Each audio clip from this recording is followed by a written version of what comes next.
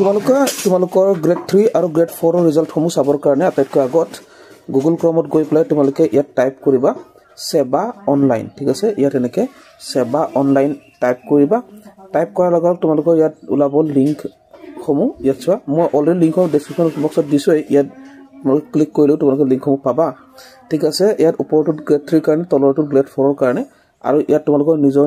ৰেসপেক্টিভ যিবিলাক এক্সাম কোনটো তাৰিখত দিয়া আছে এটো চাই লবা আৰু হেতু হিচাপত তোমালোকে লিংক 1 লিংক 2 লিংক 3 এনেকে দিয়া আছে এটো ক্লিক কৰি লবা তোমালোকৰ যেটো লিংক হয় ঠিক আছে ইয়াত HSLC আৰু ক্লাস 8 এনেকে আছে হেতু হিচাপত লিংক 1 লিংক 2 লিংক 3 যিকোনো এটা লিংকত ক্লিক কৰিলে হৈ যাব তাৰ পিছত তোমালোকে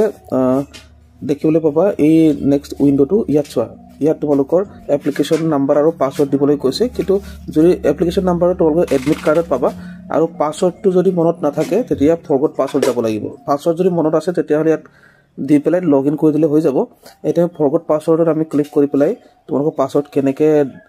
নতুনকৈ আকৌ পাবাগে হেতু দেখাই আছো তাৰ পিছত আকৌ ইয়াত তোমালোকে ফৰগট পাসওয়াৰ্ডতে ক্লিক কৰিবা তাৰ পিছত নেক্সট ইয়াত তোমালোকৰ মোবাইল নাম্বাৰ আৰু তোমালোকৰ ডেট অফ বাৰ্থটো ধুনিয়াকে ভৰাই দিবা তাৰ পিছত তোমালোকে কি কৰিব লাগিব এই যেটো সাবমিট বাটনটো দেখিছে এই সাবমিট বাটনটো ধুনিয়াকে ক্লিক কৰি দিবা ঠিক আছে সো এটো ক্লিক কৰাৰ পিছত তোমালোকে নেক্সট উইন্ডোত দেখিবলৈ পাবা তোমালোকৰ যেটো মোবাইল নাম্বাৰ হেতু মোবাইল নাম্বাৰলৈকে পাসওয়াৰ্ডটো পঠিওৱা হৈছে এনেকে লিখা আহিব আৰু তোমালোকৰ মোবাইলত OTP আহিব তাৰপিছত তোমালোকে এই পেজটোলৈকে আহিবা আৰু তোমালোকৰ এপ্লিকেশন নাম্বাৰটো দি দিবা আৰু পাসওয়াৰ্ডটো তোমালোকৰ মোবাইলত অহা যেটো পাসওয়াৰ্ডটো দি পেলাই লগইন কৰি দিবা তাৰপিছত এই পেজটোলৈকে আহি যাব